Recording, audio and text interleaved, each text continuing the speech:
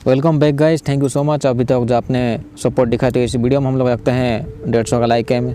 तो thank you so much. फिर से आपकी सपोर्ट जो मुझे इन फ्यूचर भी चाहिए। चैनल को डेफिनेटली चेकआउट कीजिए ताकि आपकी फेवरेट टॉपिक जो इसी चैनल में मिल सके, आई होप। तो 1994 में एक एलिसन नाम की लड़की वो मुसीबत में होती है। एक लड़का उसका पीछा कर रहा था। एलिसन भागते भागते एक स्विमिंग पूल में पहुंच जाती है एंड इसी स्विमिंग पूल में वो लड़का एलिसन को डुबा के मार देता है जान से। तो इस लड़के के पिछवाड़े में कौन सी मस्ती ऐसी थी वो तो आगे ही पता चलेगा। तो 25 साल के बाद क्रिस्टी नाम की लड़की एंड उसकी दोस्त सेली एक यूनिवर्सिटी में पढ़ते हैं। क्रिस्टी अभी अभी निकली हुई थी वो थिएटर से, जहाँ पे वो अपना कुछ ऑडिशन दे रही थी। एक्चुअली ये एक छोटी सी परफॉर्मेंस होती है जिसमें कि जो होते हैं क्राइम लोगों के बीच, तो उसके ऊपर इन लोगों को बोलना होता है, जिसमें कि क्रिस्टी थोड़ा सा बोल नहीं पाई ठीक से, इसलिए वो नाराज़ होती है। क्रिस्टी मिलती है डीन नाम के एक टीचर से, जो कि इस स्कूल का प्रिंसिपल है, नया प्रिंसिपल। एंड इसके बेटे का नाम होता है नेथन। रात के टाइम में सब लोग जब पार्टी में होते हैं तो क्रिस्टी मिलती है रायन नाम के एक लड़के से एंड उसका झाटू दोस्त एडविन, जो कि सेली को लेके बात कर रहे थे। अभी के लिए क्रिस्टी उनको कुछ बोल के भगा देती है, लेकिन क्रिस्टी के ड्रिंक में कोई कुछ अनजान आदमी जो है मिला देता है, कुछ पाउडर जैसा चीज़, जिसको क्रिस्टी पी के जो है उसकी हालत ख़राब हो जाती है। वो उस पार्टी जगह से बाहर निकल जाती है। अभी जो है क्रिस्टी ठीक से चल नहीं पाती है, उससे चलने में काफ़ी दिक्कत हो रही थी, जैसे कि अभी ही वो गिर जाएगी, लेकिन वो तब भी चल रही थी। बिल्डिंग के बाहर क्रिस्टी जब होती है तो एक मास्क वाला बंदा जो है क्रिस्टी के ऊपर हमला करता है एंड क्रिस्टी के मुंह पे वो काला कपड़ा डाल के उसके गर्दन में कुछ वो बनाता है, टाटू जैसा चीज़। एक्चुअली जो भी वो काले मार्कर से कुछ बनाता है। साथ में ये जो मास्क वाला जो बंदा है वो फ़ोटो भी खींचता है शायद से। क्रिस्टी कुछ कर नहीं पाती क्योंकि उसकी हालत पहले से ही ख़राब थी एंड ये मास्क वाला झाटू जो ये सब करके वो भाग जाता है साला। क्रिस्टी की आँखें खुलती है कैंपस के हॉस्पिटल में। पिछले रात जो हादसा हुआ था उसमें क्रिस्टी का एक नेकलेस कहीं गायब हो चुका है। डेफिनेटली वो मास्क वाला बंदा ही लिया होगा। जैसे कि इस यूनिवर्सिटी का प्रिंसिपल डीन होता है, तो उसको वो बताती है सब चीज़ जो भी उस दिन एक्चुअली पिछले रात जो हुआ था। एंड उसके गर्दन के ऊपर वो टैटू भी होती है, एक्चुअली जो सिंबल। तो ऐसे हो सकता है कि वो मास्क वाला बंदा अपनी निशानी छोड़ के जाता है, यानी कि जिस विक्टिम के ऊपर वो हमला करता है उसके गर्दन में ये टैटू बनाता होगा।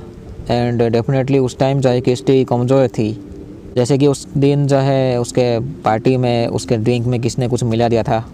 यानी कि हम लोग ऐसे मान सकते हैं कि वो मास्क वाला बंदा कोई पार्टी में से हो सकता है, यानी कि वो झाटू जो इसी यूनिवर्सिटी का ही होगा। लाइब्रेरी की किताब से इनको पता चलती है कि वो जो सिंबल गर्दन के ऊपर बनाई गई थी क्रिस्टी के गर्दन में, वो एक कोई एंशियंट सिंबल होती है, जिसको कि कुछ हंटर भी कहते हैं, हंटर टैटू। सेली जो दोस्त होती है क्रिस्टी का, वो इस यूनिवर्सिटी का ब्लॉग में, वेबसाइट में कुछ ना कुछ डालती रहती है एंड इस चीज़ को वही हैंडल करती है ब्लॉग में, आर्टिकल में जो भी डालना है। तभी क्रिस्टी देखती है कि वो जो रायन झाटू है वो उस चीज़ के बारे में बात कर रहा था एंड उसके फ़ोन में वो कुछ फ़ोटो देखती है जो कि विक्टिम की फ़ोटो होती है। तो अभी शक होता है क्रिस्टी को रायन के ऊपर कि मे भी पिछले या तो वो गांडो ही किया होगा ये काम उसके ऊपर। तभी डीन जो है, यानी कि नेथन का बाप, वो रायन को कॉल करके बताता है कि इनका कुछ प्लान है। हो सकता है कि वो डीन झाटू भी मिला होगा इस चीज़ में। जैसे कि 1994 में जो है एक एलिसन नाम की लड़की के ऊपर हमला हुआ था, जिसको कि स्विमिंग पूल में एक लड़के ने डुबा के उसको मार दिया था। तो ये उनकी दोस्त होती है क्रिस्टी की माँ। जैसे कि इस चीज़ के बारे में ये लोग वेबसाइट में अपलोड कर दिए थे, तो इनको पता चलता है कि 3 लड़कियों के साथ जो ऐसा ही सेम चीज़ हुआ है जैसे कि क्रिस्टी के साथ हुआ था पिछले रात। तभी गांडू टीचर आके कहती है कि इस आर्टिकल को वो डिलीट करने के लिए, लेकिन वो कहती नहीं है सेली। क्रिस्टी को पता चलता है कि 20 साल पहले जो एक ग्रुप थी जिसको कि कुछ सन्स ऑफ गांडू कहा जाता था। ये लोग जो है अपने आप को सीक्रेट सोसाइटी जैसे मानते थे एंड ये लोग कभी नहीं चाहते हैं कि उनका ग्रुप जो है वो लोगों के बीच में आए, कि लोगों को पता चले कि ऐसी कोई ग्रुप थी। लेकिन सब लोग ऑलमोस्ट जानते थे कि एक ग्रुप थी वैसी लड़कों की, जिनके ऊपर इल्ज़ाम होते कि इन्होंने ही एलिसन की ये जान ली है। तभी अकेली क्रिस्टी जो है वो यूनिवर्सिटी के थिएटर में जाती है, स्टेज में जाती है कुछ प्रैक्टिस करने के लिए, लेकिन उसे महसूस होता है कि उसके आसपास कोई है जो कि उसको घूर रहा है दूर से छुप के। लेकिन उसे चेक करना नहीं पड़ता क्योंकि उसकी दोस्त चली आती है बाद में। हो सकता है कि वो मास्क वाला बंदा है जो फिर से कोई प्लानिंग बनाया होगा क्रिस्टी के खिलाफ, साला झाटू। अभी जो है रायन एंड उसका काला दोस्त एडविन वो मिलते हैं डीन से। तो यहाँ पर रायन झाटू जो वो डर चुका था काफ़ी। वो कहता है कि वो सब कुछ बोल देगा पुलिस को।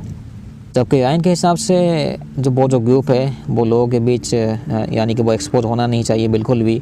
बट इनका वो काम चलता रहना चाहिए, यानी कि वो मास्क पहन के लोगों की गांड मारना।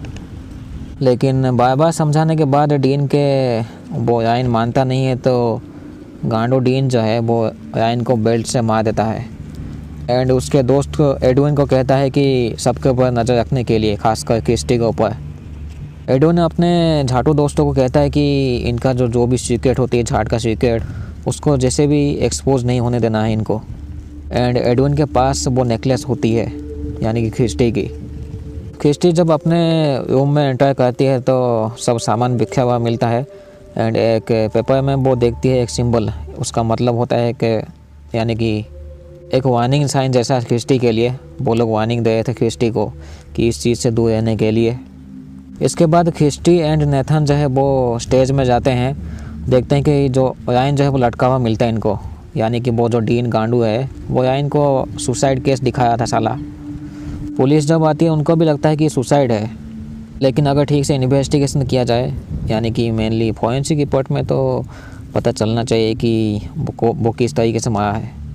यहाँ पे एक सीसीटीवी कैमरा लगी हुई तो होती है स्टेज में, यानी कि जहाँ पे रायन इनको लटका हुआ मिला था। रात के टाइम में नेथन जो है वो अपने बाप का एक दूसरा एक्सेस कार्ड देता है क्रिस्टी को चेक करने के लिए एंड वो खुद जाके डिस्टर्ब करता है उन गार्ड्स को। तो क्रिस्टी उस सीसीटीवी फुटेज चेक करने के लिए उस रूम में चली जाती है। लेकिन यहाँ पे लगभग आधे घंटे की जो सीसीटीवी फुटेज है वो मिसिंग होती है, यानी कि उस स्टेज की। आगे पीछे वो चेक तो कर ही थे, लेकिन यहाँ पे चला आता है डीन, जिसके वजह से जो है क्रिस्टी इस जगह से भागती है। जब डीन यहाँ पे पीछा करता है तो वो लास्ट में पकड़ नहीं पाता है, लेकिन उसका फ़ोन उसे मिलता है। लेकिन उस झाटू को पता नहीं होती कि वो क्रिस्टी का ही फ़ोन है। उस फ़ोन को वैसे अपने साथ ले जाता है वो। अभी जो है सेली की हालत ख़राब होती है, वो भी उसी तरीके से हो जाती है क्रिस्टी की तरह, नशे की हालत में। तो मैं भी उसके सामने मास्क वाला बंदा के उसको हमला करता है। नेथन जो है पता नहीं उस झाटू को क्या, यानी कि कैसे वो मिल जाता है वो फ़ोन, यानी कि वो आसानी से दे देता है क्रिस्टी को उसका फ़ोन, जो कि पिछले रात वो डीन ने लेके चला गया था। अभी जो है सेली के गर्दन के पीछे भी वही वाला मार्क बना हुआ होता है जो कि क्रिस्टी के गर्दन में बना था उस दिन।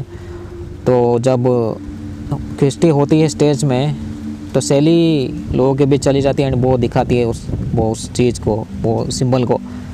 इस चीज़ के बारे में जब क्रिस्टी कहती है स्टेज में, तो यहाँ पे कुछ दिक्कत हो जाती है, लाइट चली जाती है स्टेज की। डेफिनेटली यहाँ पे यूनिवर्सिटी के लोग भी जुड़े होंगे इस चीज़ से। वो लोग भी नहीं चाहते होंगे कि इस चीज़ के बारे में जो है किसी को पता चले। तो अभी जो है क्रिस्टी एंड सेली जब बात कर रहे थे तो डीन उनको देख पाया था एंड उनकी बातें भी सुन रहा था साला झाटू। अभी जो है मास्क वाला बंदा जो है वो नेथन को लेके वीडियो कॉल में वार्निंग देता है क्रिस्टी को कि वो इस चीज़ से दूर रहे एंड उस इंटरव्यू को वो कैंसिल करे। यानी कि वो मीडिया जो इनसे इंटरव्यू लेना चाहती थी सेली एंड क्रिस्टी से, तो वो उसको मना करने के लिए कहता है, क्योंकि इनको डर होता है कि वो उस इंटरव्यू में सब कुछ बोलना दे उस चीज़ के बारे में जो कॉलेज का अंदर जो हादसा हुआ था एंड वो मास्क वाला बंदा साला। अभी वो मास्क वाला बंदा जब वो सेली को इतना डरा देता है कि वो सेली अभी कैंपस छोड़ के चली जाती है।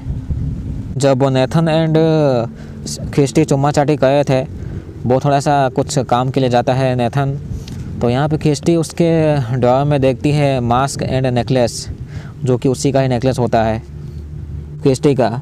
जिसके बाद क्रिस्टी को पूरी तरीके से शक होती है इस गांडू नेथन के ऊपर, तो यहाँ से वो भाग जाती है।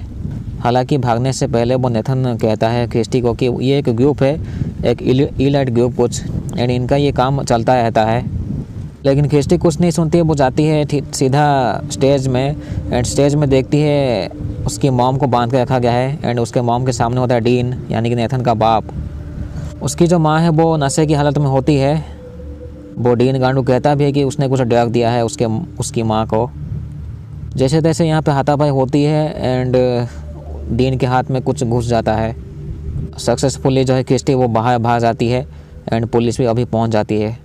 नेथन एंड उसके बाप डीन को जो है ये लोग ले जाते हैं तो ये होती है एक पुरानी ग्रुप जो कि बहुत सालों से पहले थी, लेकिन ये लोग अपने इस काम को करते थे बीच बीच में जब भी इनको मौका मिलता था।